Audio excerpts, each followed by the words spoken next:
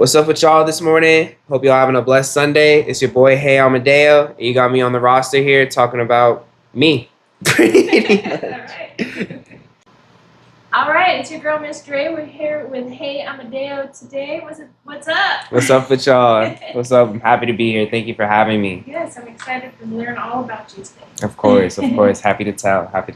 Good. I'm from Virginia, D.C. Alexandria, Virginia is where I was born and raised for most of my life. And then I spent a good 2 years up in D.C. running around in U Street, making noise, trying to do the whole artist thing and everything like that. And then, as you can see from the clothes, I had an opportunity to come out here and work with Cool Kicks at their new location in Las Vegas. And I happen to be family tied with Cool Kicks, as my older brother-in-law is one of the founding members. And so finally, I was at the age and maturity to, I guess, finally, little brother can get in where he fit in. And that's what brought me to Vegas.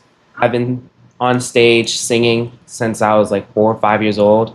But creating my own music, like, writing it down, actually learning what you're doing and everything like that. It's been about 3 years, coming up on year 4 right now, and honestly very grateful for how the journey's been. World's gonna have things to say and have a feeling for it, but yes, I am still a BandLab warrior, and I have no shame in it. All I need is this right here and my little wired headphones, and I promise you I'll make you a hit. I don't know really when, but either way, Sounds good, though. yeah. Just with good mixing and just honestly taking your time with the music and honestly just learning how to create the best version of yourself, I believe. Because I feel like everyone's trying to mock somebody or try to gimmick some sort of sound from somebody else that's already made it or that's popping. But if you take the time to like curate yourself, I feel like you'll get the best results within yourself every time. So that's why, even though I'm on headphones, I've just, I guess, pay enough attention to where I sound like you spending $1,500 at the studio yesterday. Facts. As like I said, making and getting into your music and figuring out who you are, and life just happened when I first came out here. My first 2 years, there was a lot of limelight. Obviously, Vegas is big. I was very overwhelmed and honestly didn't know what I was doing with music, kind of just dropping music just to make it and release it if it sounded good or if it was around the wave. But towards the end of last year, due to, unfortunately, my company closing down and, being unemployed for a little, I had a lot of time to think and just think on myself and just what I want to bring to the world, who I want to represent into the world, and honestly, just have a plan with music, because that's very overlooked. As an artist, we kind of just do it for the creative spurts and inspiration and euphoric feeling of just being on stage and stuff, but how can you expect anyone to see the vision you have in yourself if you can't explain it to anyone? So that's basically kind of what Loverboy Island is and what I created for myself. And it's, just me being the lover boy that I am for myself and, putting out Loverboy music and creating a place for like-minded individuals. So like if you listen to my music and you like it, come take a trip to Loverboy Island. Like that's where I'm at. That's where my music's at. And that's who it's for. I love it. That's good. Thank you. Are you planning on doing like merch and stuff for that? Of course. I like made a little small it's both the apple emojis, like the two little hearts floating, and then just the island emoji. But it's so simple to where I can, like you said, I can brand it like it's nothing. Because obviously, like as an artist, you want to take your own clothes and merch and get as much money as you can get out of it for your career. But yeah, I'd like to be able to take it on, do other things with it. Honestly, even if I was to like open like a building of some sorts, whether it was like a lounge or a store, whatever, Loverboy Island, like that's a cool thing. Like it's been catching on with a lot of people. Like Loverboy Island, that's my thing. This will be my second project in my Loverboys. Well, no, Okay. Now that I'm thinking about it, again, like I said, when I first was doing music, I have music that I'm already out that fits the theme of Loverboy, and it would technically count as that. But obviously, like since 2026, it's kind of like I have an agenda with it, where like I have a list of songs. I know what I want to drop. I know what I want to do. So technically, this will be my 4th project in the Loverboy series, but with me like intentionally knowing what I'm doing and publicly also announcing. I just announced Loverboy Island more so this weekend. Oh, wow. And yeah, I'm trying to bring my world to the light this summer and everything. And I guess you could say to kickstart it, it's going to be Loverboys, which is honestly a beautiful way to kickstart it because it's with my best friend.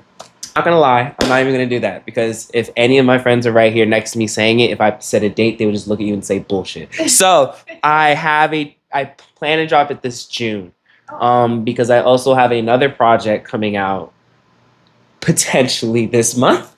That's also in the Loverboy series, and it's called Pretty Girl Music. It's again a part of my Loverboy series as well, and it's not to say that every girl can listen to it. Every girl can listen to it. It's just obviously when I got on the mic and I was recording, yes, I'm picturing a pretty girl. Yes, I'm talking to a pretty girl. So it kind of just fit that theme, but also it's more so the word pretty that's more important when it comes to that project because I get a lot of, not so much as off opinions with my music, but one thing that people will always tell me is just my vocals are pretty, or like they sound majestic, or they give off this, I don't know, euphoric feeling and such and so on and so forth. So it's basically a collection of my prettiest songs, as in like, me showing off my best vocal range, doing the best harmonizing in my songs and stuff. And that's kind of what it's about, and just putting it all into one project to share with you guys in the world. And yes, I would like you pretty girls out there, all of you beautiful women out there, to fall in love with the project and listen to it. And then even for the boys, it's more so again because in music nowadays, a lot of guys just talk about girls in a more disrespectful way, if I had to put it anyway nicely or short. They call them bitches and all this derogative stuff, while in one of my songs I literally break down gentlemen one-on-one, like walking on the right side of the sidewalk, holding doors, hold their hand as they go upstairs, sitting at the correct seat at the table. That's more so how I would like to approach talking about and with females, and this project very much emphasizes that, to where you can kind of say I'm courting somebody in each song.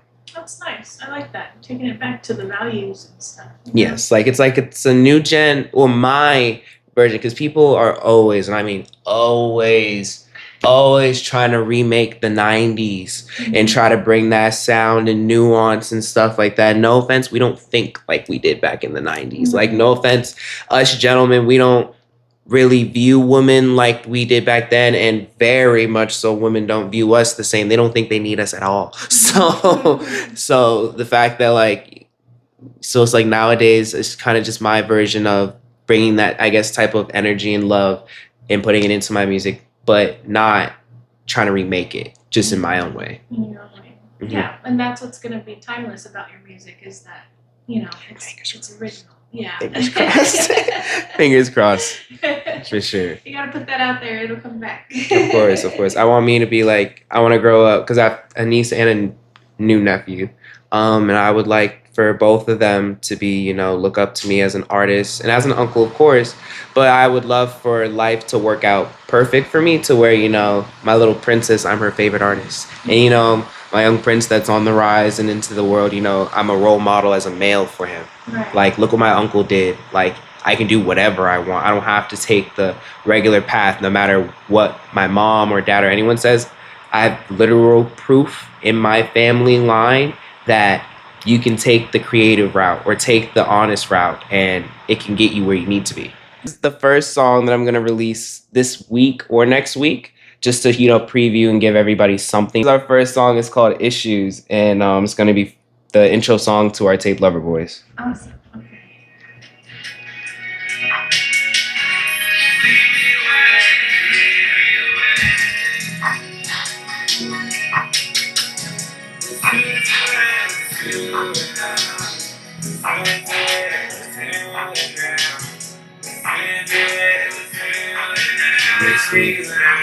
Like every night, dream of a world with me. When I can miss you, when I wanna kiss you, tell me I'll fix the issue. I know you don't love me anyway. It's cool, I just leave that way. I just wanna fix the issue.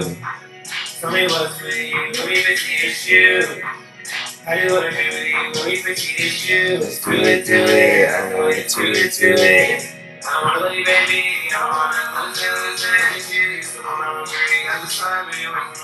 Fall for you. Maybe I'll fall for you, yeah. Maybe I'll fall for you.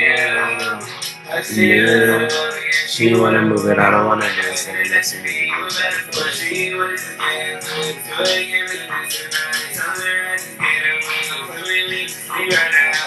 I put ice on her wrist. I was raised like a prince. She just wanna get you. I just wanna get with you. You just see it for you. That's what happened on you. Believe in me, believe in me, believe in me, believe in me, believe in me. She's gonna be the idol.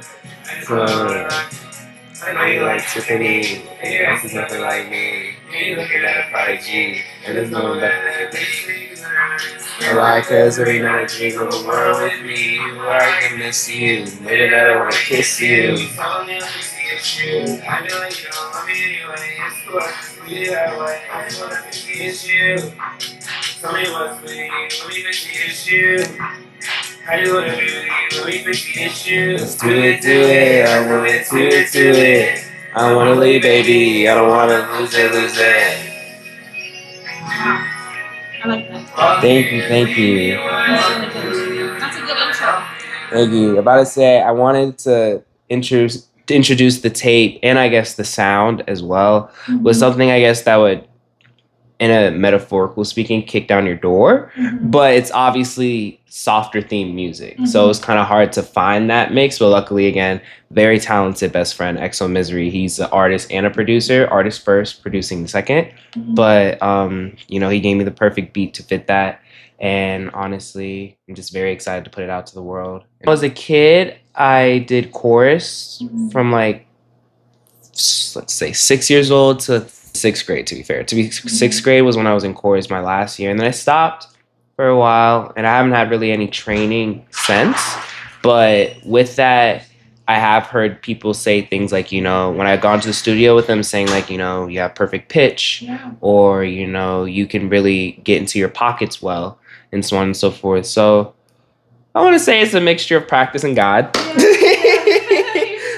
That's the best way I can put it. Yeah, just practice and repetition as a kid, and then you know God letting me be able to still do that without the practice and just show it to you guys now. Yeah, you know, God-given talent, you gotta use it. Yes, ma'am. Yes, ma'am. Yes, ma'am. Both my mom and my father, they did a really good job, and even my sister sometimes, because a lot of the times my sister had to, I wouldn't say be the parent, but she understood my emotions and stuff a lot more when I was a kid. So she would definitely be the one to like calm me down, but then also go to my mom and tell her like, you know, you got to understand and so on and so on. I had a very good village. Yes. When you were growing up and you came home from school, what was your favorite struggle meal or like the meal that you made yourself when no one was there to cook? Well, I still make it. If I gotta be honest, I won't even. It was a struggle meal back then. Now it's still a struggle meal, but it's very affordable. It's very cheap, and it always hits the same, no matter how old I get. But it's not even really. I ain't gonna act like I'm embarrassed to say this. Nah, I know exactly what it was. I used to take some mac and cheese and cut some hot dogs up and put it in a bowl, and you're happy. I'll tell you straight. It's straight like that. It's simple. Any kid, look, you babysit a kid, something, you run out of stuff. It's literally $5 for those ingredients right at Walmart or anything. Yeah. It's real easy to make for kids and groups and stuff if you're babysitting. And as a grown adult, I still love it like I was a kid. Again, just mac and cheese, some hot dog slices, slice them up, put them together, and you will be full. Yeah. I guarantee you. I guarantee you.